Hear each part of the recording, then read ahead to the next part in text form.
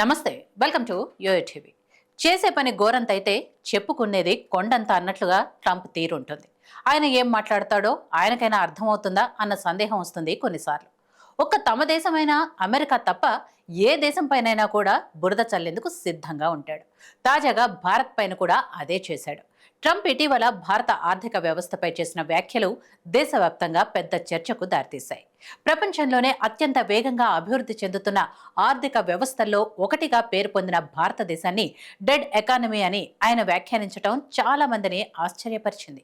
ఈ వ్యాఖ్యల వెనుక ఉన్న నిజానిజాలు, అలాగే వాస్తవ పరిస్థితి ఎలా ఉంది అనే విషయానికి వస్తే మాత్రం అమెరికా అధ్యక్షుడు ట్రంప్ తరచుగా అమెరికా ప్రయోజనాలకు ప్రాధాన్యత ఇస్తూ ఇతర దేశాలతో వాణిజ్య సంబంధాలపై కఠినమైన వైఖరితో ఉంటాడు.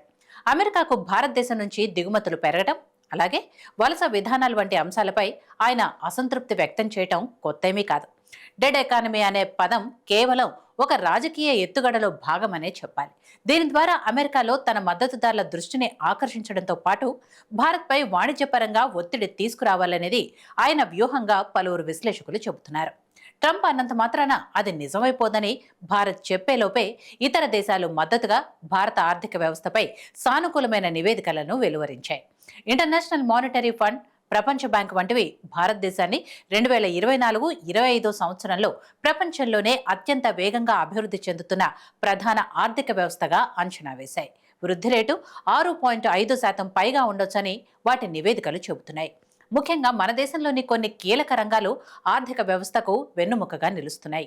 ఐటీ, ఫైనాన్స్, కన్సల్టింగ్ వంటి సేవల రంగం అత్యంత వేగంగా విస్తరిస్తోంది. మేక్ ఇన్ ఇండియా వంటి పథకాల వల్ల ఈ రంగం ఊపందుకుంది. ఎలక్ట్రానిక్స్, ఆటోమొబైల్స్ వంటి వాటి ఉత్పత్తి గణనీయంగా పెరిగింది. యూపీఐ లావాదేవీలు, డిజిటల్ చెల్లింపులు, ఈ కామర్స్ వంటివి భారత్ను ప్రపంచంలోనే డిజిటల్ రంగంలో అగ్రస్థానంలో నిలబెట్టాయి.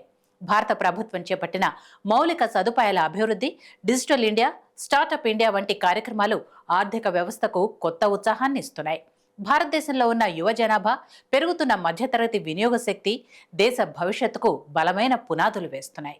ఈ వివరాలతో ట్రంప్ మాత్రమే కాదు, ప్రపంచ దేశాలకు సైతం భారత ఆర్థిక వ్యవస్థ ఎంత స్ట్రాంగ్గా ఉందో తెలిసింది. ఇప్పటికైనా ట్రంప్ చెత్త కామెంట్స్ ను పక్కన పెట్టి పాలనపై ఫోకస్ చేస్తే బాగుంటుందని ఆర్థిక నిపుణులు అభిప్రాయం వ్యక్తం చేస్తున్నారు.